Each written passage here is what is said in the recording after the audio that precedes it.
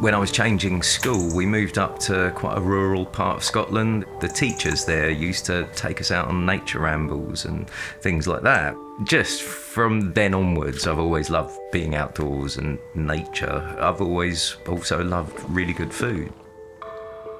We set up Wild Food UK because really it was a hobby of ours that we could tell loads of people were interested in.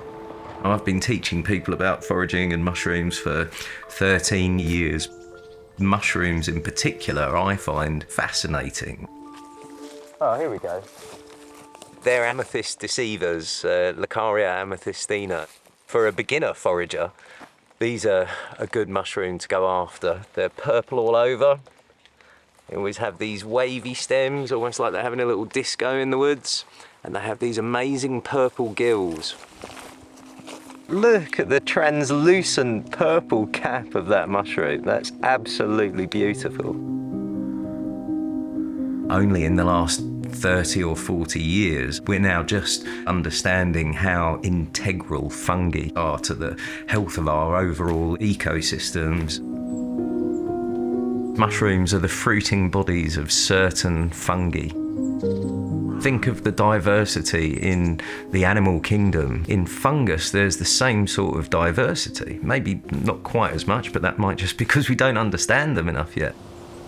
Necrotrophic mushrooms, there's a few that kill trees, not many. Saprotrophic mushrooms, so what they do is they rot down all the old dead wood in the forest, all the old leaf litter and things like that, and they turn it back into the compost that makes the forest nice and healthy. The mycorrhizal fungus, and for me they're the most interesting group at the moment. They connect trees can communicate through the mycelial network underground, they can pass nutrition to their own offspring, or they can do things like withhold nutrition from a tree that's shot for the canopy too fast and is overshadowing all of its siblings. They're a big part of our understanding of how forests truly work.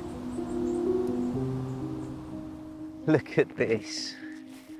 On its side, but easily recognisable and one of the most beautiful mushrooms you're ever likely to see. This is our fly agaric, the Amanita muscaria, the Alice in Wonderland mushroom.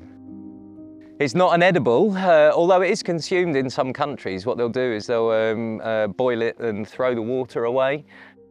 It is also one of those hallucinogenic mushrooms. We teach quite a strict etiquette for foraging. We tell everyone never pick more than half of what you find of anything from anywhere. It's important to make sure you leave everywhere you go almost exactly as you found it, less a few mushrooms. This is a mushroom called the slender parasol, which it's got a fair few distinctive features. First of all, that double-edged or flat-edged skirt that you see there, that's where the cap used to be attached to the stem. That's unusual in the parasol world in that it's easily slid up and down. They have a very unique attachment between the cap and the stem. So hopefully if I can wiggle this out, I can show you. They've got a ball and socket joint, which is totally unique to the lepiotoids. When you've got all those features, you might still have a toxic mushroom, the Chlorophyllum bruneum, but the way to tell the difference between these and those, this snake skin effect on the stem there. Look out for that snake skin, and then you can be sure you've got an edible mushroom. And this isn't just an edible mushroom, this is one of the really tasty ones. Pick that up.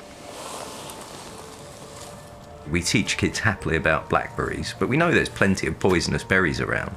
Why not therefore teach them also about porcini, the chanterelle, the horn of plenty?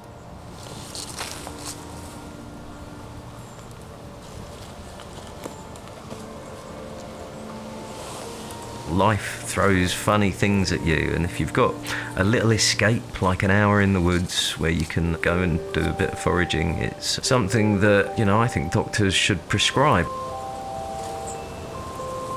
Fundamentally, we're teaching people about nature, and then nature takes over and becomes so interesting that they end up studying it for themselves.